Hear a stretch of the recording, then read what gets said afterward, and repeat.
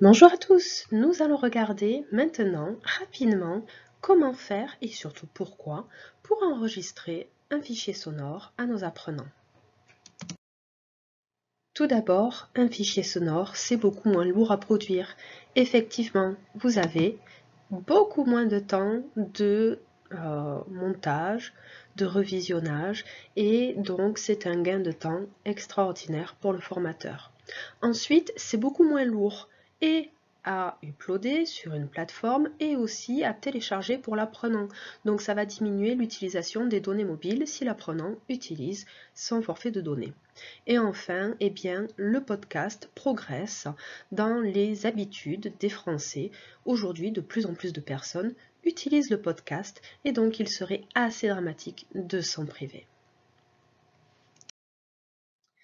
D'un point de vue pédagogique, ça va permettre de varier les supports.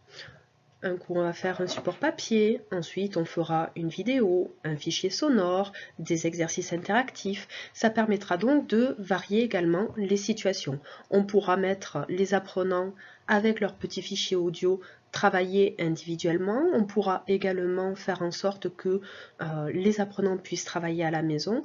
On pourra avoir une palette un petit peu plus large de situations d'apprenance. Enfin, ça va permettre, en utilisant les QR codes et les liens courts, d'augmenter un support écrit. Ça va permettre d'augmenter la vitesse de lecture chez l'apprenant parce qu'il va devoir suivre le discours écrit tout en écoutant ce qui est dit. Et enfin, ça va permettre de faire entrer le contenu via différents stimuli, le visuel et l'auditif.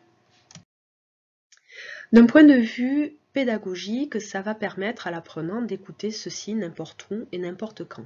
Contrairement à la vidéo où sur YouTube on est obligé d'avoir le téléphone qui est ouvert sur la vidéo, eh bien on peut écouter un fichier sonore tout en ayant notre téléphone dans la poche.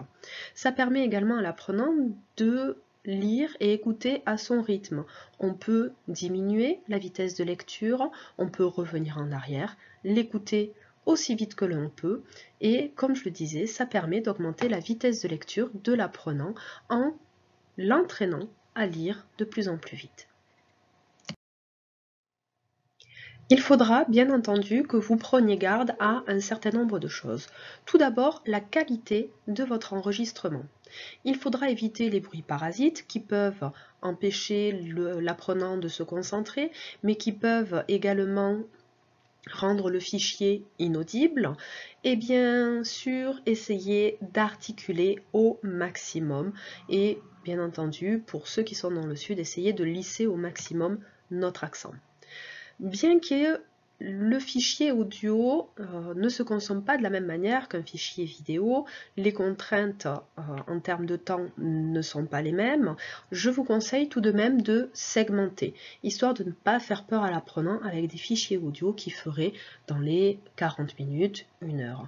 Essayez de segmenter tout ceci et de vous inspirer de ce qui est fait en termes de micro-learning.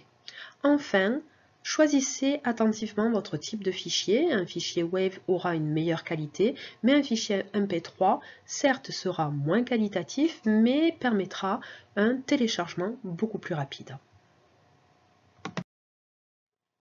Enfin, les outils pour enregistrer ne sont pas si compliqués que ça. Vous pouvez tout simplement utiliser votre smartphone, vous pouvez investir dans un enregistreur audio et je vous conseille de vous procurer un petit microphone.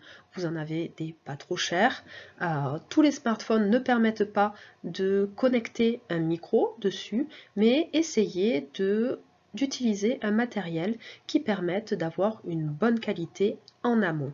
Parce que ça permettra ensuite de limiter le travail que vous avez à faire par la suite. Bien entendu, vous allez commencer par enregistrer sur votre téléphone si vous utilisez le smartphone et donc il vous faudra une application, soit l'application déjà disponible, soit des applications qui sont un petit peu plus qualitatives. Si vous utilisez un enregistreur, eh bien cette partie-là, vous n'en avez pas besoin. Il vous faudra ensuite éventuellement retravailler votre fichier sonore. Vous avez Audacity qui est gratuit, mais bien entendu vous en avez d'autres comme Audition de la suite Adobe. Et enfin, il faudra penser à une solution pour partager et diffuser votre fichier. Donc, soit une plateforme du type SoundCloud ou éventuellement utiliser votre OneDrive ou le Drive de Google.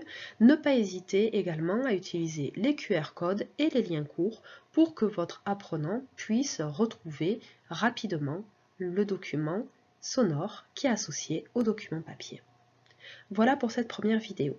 Nous entrerons un peu plus dans le vif du sujet un petit peu plus après. Allez, munissez-vous de vos outils et on commence ça lors de la prochaine vidéo.